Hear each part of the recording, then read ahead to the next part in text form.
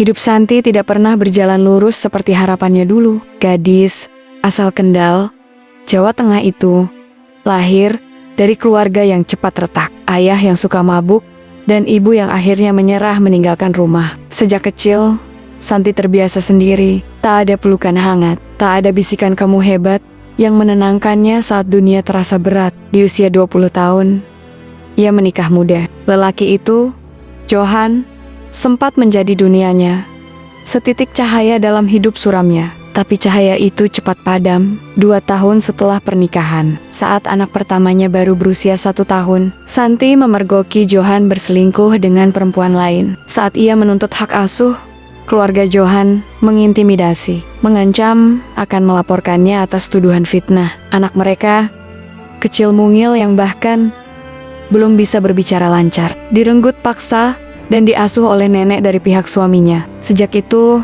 Santi merasa kosong. Hidupnya seperti boneka tanpa jiwa. Ia bertahan bekerja serabutan di kota. Namun gaji minim dan beban mental yang berat membuatnya limbung. Sampai suatu hari, saat merenung sendirian di kontrakan pengap, ia mendengar tentang peluang menjadi TKW ke Taiwan. Gaji besar, kehidupan baru, setidaknya ia bisa menabung untuk masa depan. Siapa tahu suatu hari ia bisa menjemput anaknya kembali. Dengan setengah harapan dan setengah putus asa, Santi mendaftar. Ia mengikuti pelatihan, belajar bahasa Mandarin seadanya. Dan setelah berbulan-bulan, akhirnya ditempatkan di sebuah keluarga kecil di kota Tainan. Majikannya adalah seorang pria tua bernama Tuan Liang. Usia 55 tahun, duda, beranak 2, badannya masih tegap untuk usia itu. Rambutnya sudah banyak beruban, namun matanya tetap tajam. Liang pernah terkena serangan stroke ringan setahun lalu, membuat geraknya melambat,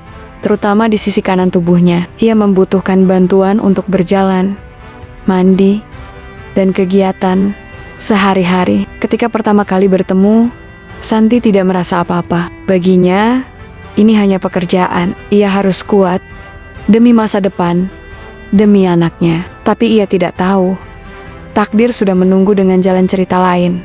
Minggu-minggu pertama bekerja di rumah Tuan Liang, Santi membangun tembok tinggi dalam dirinya. Ia bersikap profesional, bicara hanya seperlunya, membantu tanpa pernah membiarkan hatinya terlibat. Setiap pagi ia membantu Tuan Liang bangun dari ranjang kayu besar di sudut kamar, menggosok punggung kaku pria itu, memapahnya ke kamar mandi, dan menyiapkan sarapan sederhana, bubur, teh panas, kadang roti isi kacang merah. Tuan Liang bukan pria kasar, tapi ada sesuatu dalam caranya memandang Santi yang membuat gadis itu sering merasa risih. Tatapan mata sepi itu kadang terlalu lama bertahan, kadang terlalu dalam menembus benteng hatinya. Santi berpura-pura tidak peduli. Baginya ini hanya kerja, cukup lakukan tugas, simpan uang, dan pulang. Tidak lebih. Namun malam itu, saat hujan deras mengguyur atap rumah, listrik tiba-tiba padam. Semua ruangan gelap, hanya suara hujan dan gemuruh petir yang mendominasi. Santi, yang sedang membereskan dapur, hampir terjatuh karena terpeleset air bocoran. Saat ia meraba-raba mencari senter, tangan besar dan hangat tiba-tiba meraih lengannya dari belakang. "Xiao Santi, aku takut," bisik Tuan Liang dengan suara parau. Santi terkejut. Tubuhnya menegang. Ini tidak sesuai prosedur. Ini melanggar jarak yang sejak awal ia tegakkan. Tapi pria itu, yang biasanya keras kepala, kini terdengar seperti anak kecil yang ketakutan. Dengan enggan, Santi membiarkan dirinya dipeluk sesaat. Hanya untuk menenangkan pria tua itu. Ia bisa merasakan detak jantung Liang yang cepat. Tangan gemetar yang mencengkeram erat punggungnya. "Sebentar saja, Pak," kata Santi pelan, berusaha keras menjaga suaranya tetap datar. Tapi Tuan Liang tidak segera melepas. Ia memeluk lebih erat, merunduk di bahu Santi, menarik napas dalam-dalam, seperti mencoba mengisi lubang besar dalam hatinya. Santi merasa aneh. Ada rasa kasihan, ada rasa iba, dan di sudut hatinya yang beku, entah kenapa ada sedikit rasa damai. Setelah listrik menyala kembali, Santi buru-buru menjauh. Ia mencari-cari alasan untuk membersihkan dapur, menyibukkan diri agar tidak perlu melihat wajah pria itu. Tapi sepanjang malam, Bahkan setelah berbaring di kamarnya sendiri, bayangan Tuan Liang yang ketakutan itu tidak pergi dari pikirannya. Keesokan harinya, Tuan Liang bersikap seolah-olah tidak ada apa-apa yang terjadi. Ia tetap memanggil Santi dengan nada halus, tetap meminta bantuan dengan senyuman ramah. Namun Santi tahu, sesuatu telah berubah. Tembok yang ia bangun perlahan retak. Dalam diam, ia mulai memperhatikan. Tuan Liang memang tampak keras di luar, namun cara ia menahan sakit saat berlatih jalan, atau caranya mengusap foto mendiang istrinya di ruang tamu, menunjukkan betapa rapuhnya hatinya. Kadang Santi menangkap Liang duduk termenung lama di taman belakang, hanya memandang langit kosong. Ada kesepian di sana, kesepian yang sangat dikenalnya. Kesepian yang dulu merayapi dirinya sendiri saat ditinggalkan Johan. Malam-malam berikutnya, Tuan Liang makin sering mencari alasan untuk berbicara lebih lama dengan Santi tentang cuaca, tentang makanan kesukaannya, bahkan tentang kenangan masa mudanya. Awalnya Santi hanya menjawab sepatah dua patah kata, tapi pelan-pelan tanpa sadar, ia mulai membalas, mulai tertawa kecil, mulai merasa hangat dengan kehadiran pria itu. Santi tidak pernah membayangkan dirinya bisa dekat dengan pria seusia ayahnya, tapi hati yang pernah hancur tahu persis. Kadang orang tidak memilih dengan logika, kadang hati hanya mengikuti rasa nyaman, rasa dimengerti. Tanpa ia sadari, dunia kecil mereka mulai terisi warna. Namun ia belum tahu, badai yang lebih besar menanti di depan. Hari-hari berlalu, dan jarak di antara Santi dan Tuan Liang semakin mengabur. Ada sesuatu dalam rutinitas mereka yang terasa nyaman, seolah mereka menemukan irama baru dalam hidup masing-masing. Santi tetap membantu Tuan Liang berjalan, memapahnya perlahan di taman kecil belakang rumah. Kadang sambil bercanda ringan, kadang sambil mendengarkan Tuan Liang bercerita tentang masa lalunya. Suatu sore, ketika hujan baru saja reda dan aroma tanah basah memenuhi udara, Tuan Liang ingin berjalan lebih jauh dari biasanya. Santi yang khawatir terus mendampingi dengan tangan kuat menggenggam lengan pria itu. Tapi baru beberapa langkah keluar pagar, Tuan Liang terpeleset di jalanan licin. "Pak!" Santi berteriak panik. Refleks, ia menarik tubuh Tuan Liang agar tidak jatuh ke tanah. Tapi berat tubuh pria itu membuat Santi ikut terdorong ke belakang. Mereka jatuh bersamaan ke atas rerumputan basah. Tuan Liang separuh menindih tubuh mungil Santi. Dalam keheningan yang canggung itu, Santi bisa merasakan dada Tuan Liang yang berdebar kencang di atasnya. Ia menahan napas, bingung antara ingin mendorong atau diam saja. Perlahan, Tuan Liang mengangkat wajahnya, menatap langsung ke mata Santi. Mata itu yang biasanya tenang, kini dipenuhi ketakutan, rasa bersalah, dan sesuatu yang lebih dalam, rasa membutuhkan. Bukan sebagai majikan, bukan sebagai pria tua, tapi sebagai manusia yang sepi, seperti dirinya. "Santi, maafkan aku," bisiknya pelan. Suara serak seperti tertahan air mata. Santi tidak berkata apa-apa, tapi entah kenapa, untuk pertama kalinya, ia tidak merasa jijik, tidak merasa takut. Yang ada hanya rasa kasihan yang perlahan berubah menjadi keinginan untuk menenangkan, untuk menghapus kesedihan yang tergambar jelas di wajah pria itu. Dengan hati-hati, Santi membantu Tuan Liang bangkit, membersihkan baju mereka dari rumput basah. Lalu tanpa sadar, ia menggenggam tangan pria itu lebih erat daripada sebelumnya. Malam itu, setelah memandikan Tuan Liang dan mengganti pakaiannya, mereka duduk berdua di ruang tamu. Lampu remang, suara hujan kembali turun tipis. Tuan Liang bercerita tentang istrinya yang sudah meninggal 5 tahun lalu. Tentang bagaimana ia berjanji untuk tidak jatuh cinta lagi. Tapi hidup ternyata tidak sesederhana itu. "Aku takut," kata Tuan Liang perlahan. "Takut kalau aku berharap lagi, lalu ditinggalkan lagi." Santi menunduk, meremas jemari sendiri. Ia mengerti rasa itu. Ia juga pernah takut berharap, tapi mungkin di balik semua luka, mereka berdua hanya ingin dicintai dengan sederhana. Entah siapa yang bergerak lebih dulu malam itu. Tapi saat Santi sadar, ia sudah membiarkan kepala Tuan Liang bersandar di pangkuannya. Ia membelai rambut pria itu perlahan. Sesuatu yang tidak pernah ia bayangkan akan dilakukannya. Dalam hatinya, ia berkata pada diri sendiri, sebentar saja, hanya malam ini. Tapi malam itu menjadi awal dari keterikatan yang lebih dalam. Minggu-minggu berikutnya, tubuh Santi mulai terasa aneh. Ia sering mual di pagi hari, merasa lelah luar biasa. Kadang mendadak pusing. Awalnya ia pikir hanya kelelahan biasa. Tapi saat ia menghitung-hitung, sadar sudah terlambat datang bulan, lebih dari 2 minggu. Jantungnya serasa berhenti berdetak. Di kamar mandi kecil itu, dengan tangan gemetar, ia membuka tes pack yang dibelinya diam-diam dari apotek dekat pasar. 2 garis merah. Santi terduduk di lantai. Tubuhnya lemas. Ia hamil. Anak dari pria berusia 55 tahun yang seharusnya hanya menjadi majikannya. Tangisnya pecah pelan, tanpa suara. Hanya air mata yang membasahi wajahnya. Bagaimana ia harus menjelaskan ini? Bagaimana anak-anak Tuan Liang akan menerimanya? Dan bagaimana dengan masa depannya? Di luar, hujan kembali turun lebih deras. Seakan langit sendiri pun ikut menangisi kebingungan Santi malam itu.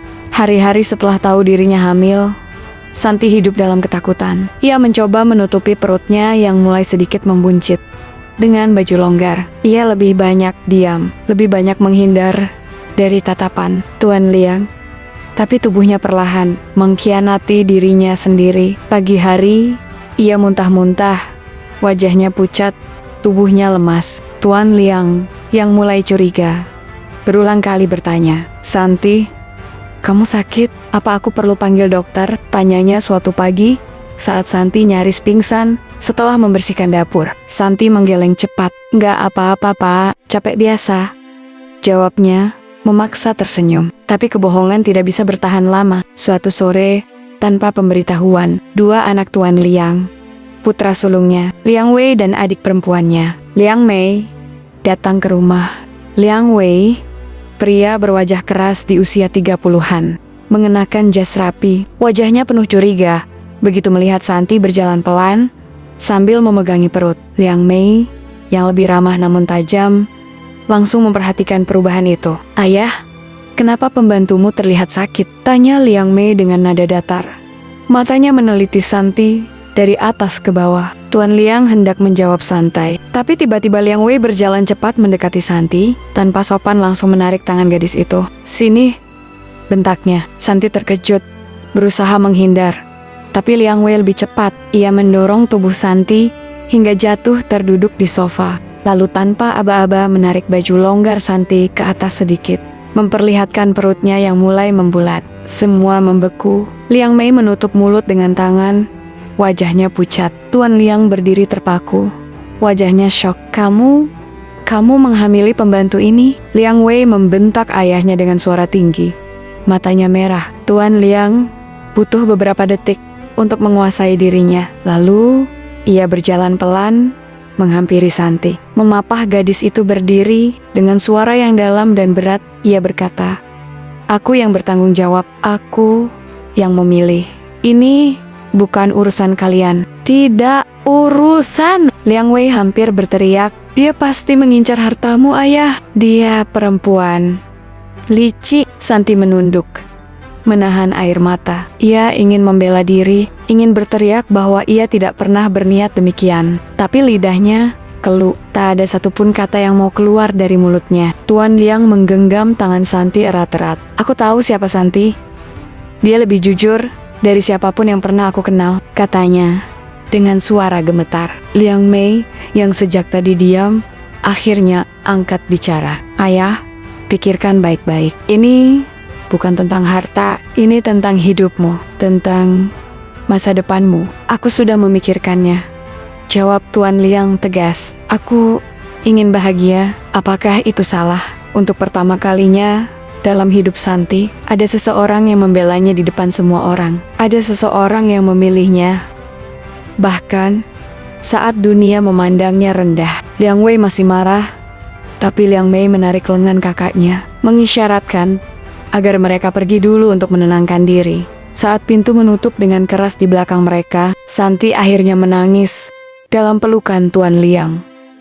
Tangis yang selama ini ia tahan, pecah sejadi-jadinya. "Aku nggak pernah minta semua ini terjadi, Pak," isaknya. Tuan Liang mengusap punggungnya dengan lembut. "Aku tahu, Xiao Santi. Malam itu, mereka duduk berdua di teras rumah. Di bawah lampu taman yang redup. Tidak banyak kata-kata, hanya genggaman tangan yang erat.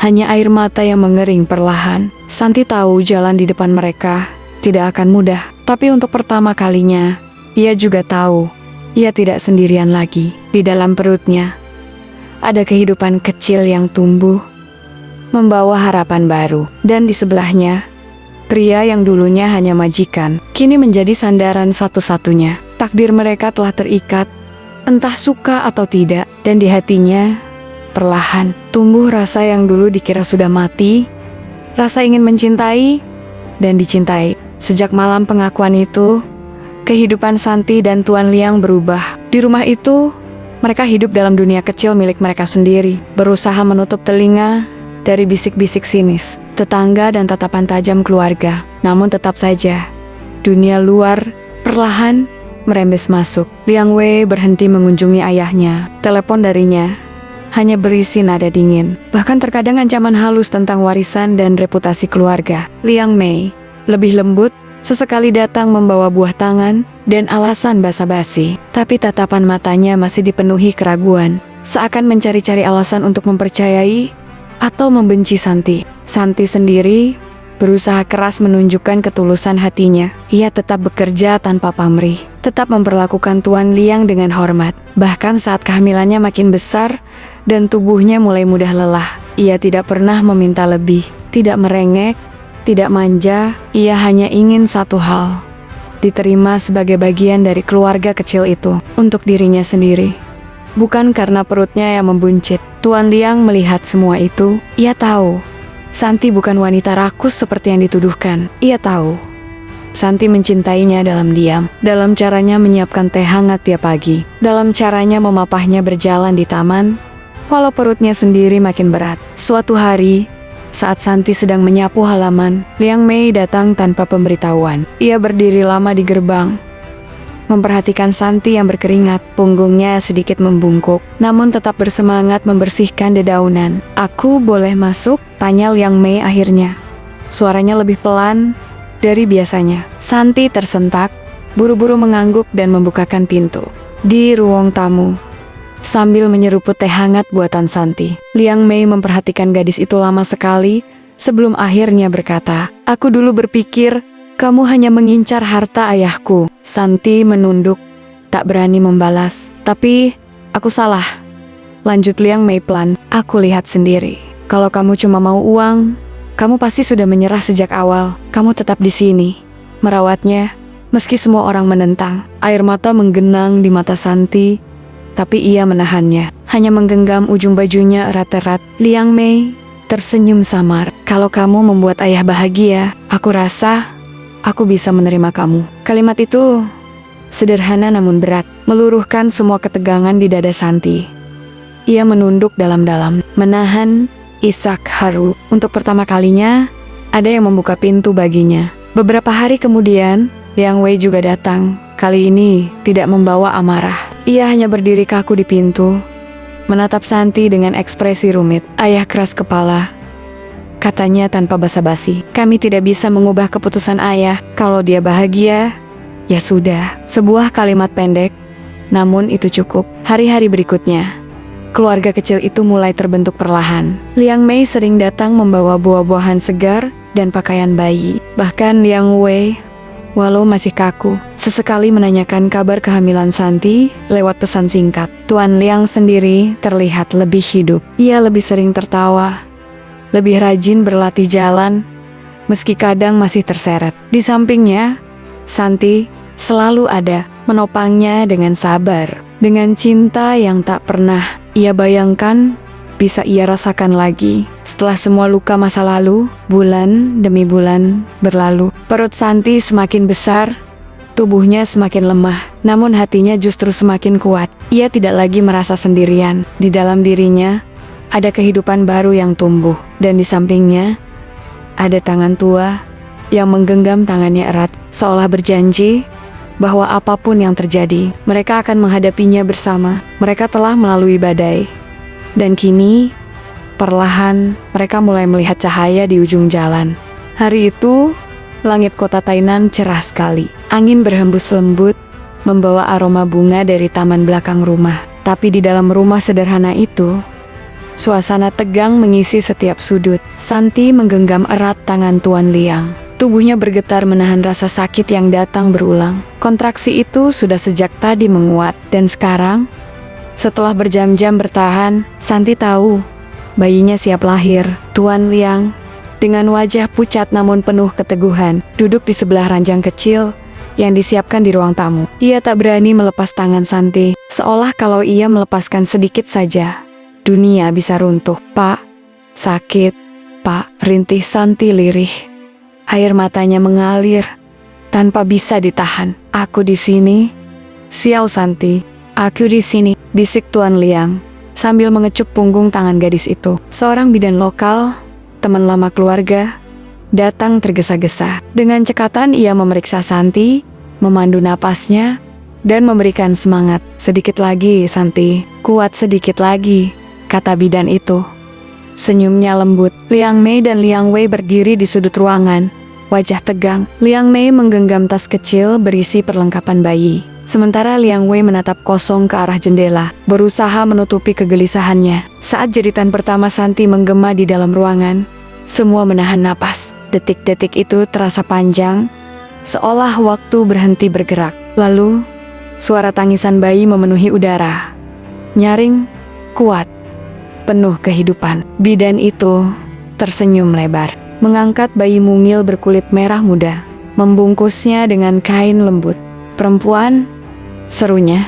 Air mata Tuan Liang tumpah tanpa bisa ia tahan. Ia terisak pelan. Tangannya gemetar saat bidan menyerahkan bayi kecil itu ke dalam pelukan Santi. Santi memandang putrinya dengan mata basah. Bayi itu begitu mungil, begitu sempurna. Hidung kecilnya, jari-jari mungilnya yang menggenggam udara, napas lembutnya, semua terasa seperti keajaiban. "Selamat datang, Li Yun," bisik Santi, memberi nama yang berarti hadiah dari awan siala Tuhan. Mengirimkan hadiah itu dari langit langsung ke dalam hidup mereka. Tuan Liang mencium kening Santi, lalu membungkuk mencium dahi putrinya. Tangisannya berubah menjadi tawa kecil, tawa lega, tawa bahagia yang sudah bertahun-tahun tak pernah terdengar. Liang Mei mendekat. Wajahnya basah oleh air mata. Ia mengelus pipi bayi itu dengan jari gemetar. "Dia cantik sekali, seperti ibunya," bisiknya. Liang Wei, yang selama ini paling keras, akhirnya melangkah maju. Ia menatap bayi kecil itu lama sekali, lalu tanpa banyak kata, ia mengangguk pada ayahnya. "Selamat, Ayah. Selamat, Santi." Ucapan pendek itu, sederhana tapi bermakna dalam, membuat Santi kembali menangis. Kali ini bukan karena sakit, bukan karena takut, tapi karena lega. Mereka sekarang adalah keluarga, bukan keluarga sempurna, bukan keluarga seperti dongeng, tapi keluarga yang tumbuh dari luka, dari kesabaran, dari keberanian mencintai di tengah ketidakmungkinan. Malam itu, saat semua orang sudah pulang dan rumah kembali sepi, Santi berbaring di ranjang sambil memeluk Li Yun yang tertidur damai di dadanya. Tuan Liang duduk di sampingnya, mengusap rambut Santi pelan. "Terima kasih ya Santi, karena mau memilih aku, Santi," bisiknya. Santi tersenyum lemah, mengangkat tangannya, dan menyentuh pipi pria itu. "Bukan aku yang memilih, mungkin kita berdua yang dipilih." Di luar jendela, bulan purnama bersinar terang. Angin malam membawa aroma manis dari taman, seolah dunia memberkati keluarga kecil yang baru lahir itu. Dan di dalam dada Santi, ada satu keyakinan baru yang tumbuh. Mereka mungkin memulai dari luka, dari keterpaksaan, tapi cinta yang lahir di antara mereka adalah cinta yang sesungguhnya, dan itu lebih dari cukup. 1 tahun berlalu sejak Li Yun lahir, dan kehidupan keluarga kecil itu bertransformasi lebih indah dari yang pernah Santi bayangkan. Rumah mereka kini selalu ramai tawa. Li Yun tumbuh menjadi bayi ceria, matanya bulat, bening seperti milik Santi, rambutnya halus seperti kapas. Tuan Liang, yang dulu jalannya harus diseret dengan bantuan, kini jauh lebih kuat. Setiap pagi, ia belajar berjalan tanpa tongkat, ditemani tawa kecil Li Yun yang mencoba meniru langkah kakinya. Santi, yang dulu sering merasa tidak layak dicintai, kini hidup dalam dunia penuh kehangatan. Tidak lagi merasa sendirian, tidak lagi merasa asing. Dan yang paling mengejutkan, bukan hanya hubungan mereka yang berubah, hati Tuan Liang pun berubah. Sejak Santi mulai membiasakan dirinya dengan bacaan syalat sambil menggendong Liyun di taman belakang. Sejak suara lembutnya melantunkan ayat-ayat Al-Quran kecil sambil menidurkan anak mereka, ada sesuatu di dada Tuan Liang yang bergolak. Awalnya hanya rasa ingin tahu, lalu rasa ingin mengerti, dan akhirnya rasa ingin menjadi bagian dari dunia yang membuat Santi dan Liyun terlihat begitu damai. Suatu sore, di bawah pohon besar di halaman belakang rumah mereka, Tuan Liang duduk di bangku kayu, memangku Liyun yang meringkuk tidur di lengannya. Santi duduk di sampingnya, mengenakan gamis sederhana berwarna pastel. Wajahnya bersinar dalam cahaya matahari senja. "Aku ingin belajar," kata Tuan Liang tiba-tiba. Suaranya pelan, tapi mantap. Santi menoleh, keningnya berkerut. "Belajar apa, Pak?" "Belajar menjadi bagian dari keyakinanmu, bagian dari hidupmu, secara penuh," jawab Tuan Liang, menatapnya dalam. Santi menahan napas, dadanya berdegup kencang. "Pak, ini keputusan besar," bisiknya. Matanya berkaca-kaca. "Aku tahu, aku sudah berpikir lama. Aku tidak mau Liyun tumbuh dengan ayah yang berbeda jalan dengannya. Aku ingin bersujud bersama kalian. Aku ingin kita menjadi satu, utuh," kata Tuan Liang. Beberapa minggu kemudian, dengan bimbingan seorang ustadz Taiwan yang ramah, Tuan Liang mengucapkan 2 kalimat syahadat di ruang kecil sederhana yang dihias bunga dan senyum hangat. Air mata Santi mengalir tak terbendung saat mendengar suaminya, kini benar-benar suaminya di mata dunia dan di mata Tuhan, dengan suara parau bersaksi atas keimanannya. Liang Mei, yang ikut menghadiri prosesi kecil itu, tak bisa menahan haru. Bahkan Liang Wei, yang biasanya keras, kali ini berdiri diam sambil mengusap mata dengan punggung tangan. Hari itu, mereka mengadakan akad nikah sederhana, hanya keluarga dekat dan beberapa teman. Tak ada kemewahan, hanya kehangatan, hanya cinta yang murni. Santi mengenakan kebaya putih sederhana, rambutnya dikepang manis, wajahnya berseri-seri. Tuan Liang mengenakan baju koko putih bersih dan peci kecil. Senyumnya tidak pernah surut sepanjang hari. Saat tangan Tuan Liang menggenggam erat tangan Santi di depan saksi dan keluarga, ia berbisik di telinga istrinya, "Akhirnya, kita benar-benar satu." Santi menunduk, air matanya jatuh, tapi senyumnya lebih lebar dari langit. Dalam hati kecilnya, ia berdoa, "Terima kasih ya Allah, Kau telah memberikan pelabuhan terakhir yang bahkan lebih indah dari apa yang pernah berani ia impikan." Bersama Tuan Liang dan Liyun, Santi tahu, meskipun hidupnya penuh luka, penuh kehilangan, akhirnya ia menemukan rumah. Bukan rumah dari tembok dan atap, tapi rumah dalam pelukan 2 orang yang mencintainya tanpa syarat. Dan itu, baginya, adalah kebahagiaan sejati.